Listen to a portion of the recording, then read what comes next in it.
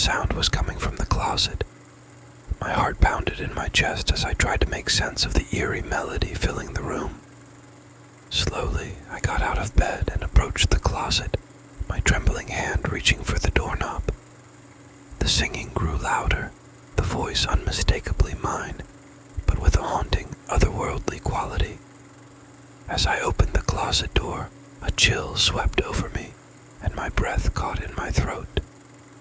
Inside, there was nothing but darkness. It was as if the inky blackness had swallowed everything that should have been there, a void of emptiness that seemed to stretch on forever. The singing continued, now coming from the abyss, and I couldn't understand how my voice could be emanating from such a place. Fear gripped me as I took a step closer, drawn to the unnatural sound. It was then that I saw a faint glimmer in the darkness, like a distant star in the night sky.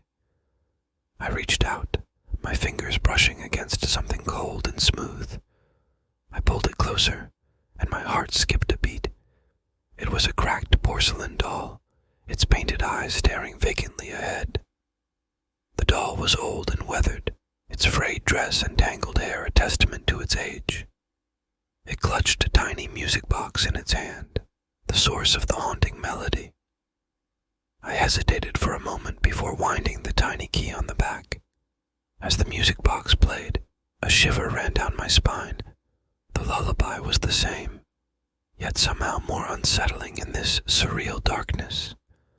I closed the music box and the singing ceased, leaving me in eerie silence. Panic welled up within me, and I tried to retreat from the closet, but the door slammed shut on its own, trapping me in the void. Desperation consumed me as I pounded on the door, but it remained immovable, like a barrier between me and the outside world. Suddenly, the darkness seemed to shift and contort, taking on a sinister presence. Shadows danced and writhed, forming grotesque shapes and faces that leered at me. The temperature dropped to an icy chill, and I could see my breath fogging up before me. The doll, now perched on a high shelf, stared at me with its lifeless eyes. The sensation of being watched intensified, and I couldn't shake the feeling that I was not alone in this nightmarish realm. Whispers echoed in the darkness, voices that were not my own, whispering incomprehensible words that sent shivers down my spine. The fear was overwhelming, and I clung to the hope that this was all a terrible dream. Time seemed to lose meaning as I remained trapped in that nightmarish closet. The shadows grew closer, their sinister forms inching toward me with each passing moment. I could no longer hear the singing lullaby or the whispering voices, only the relentless pounding of my own heart. In a final act of desperation, I reopened the music box and let the haunting melody fill the air once more. The shadows recoiled, writhing in agony as if in pain.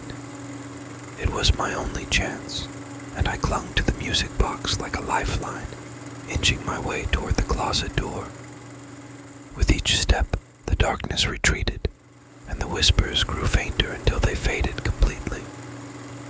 I burst out of the closet, gasping for air as I tumbled onto the bedroom floor. The room was once again bathed in soft moonlight, and the closet door stood ajar, as if nothing had happened.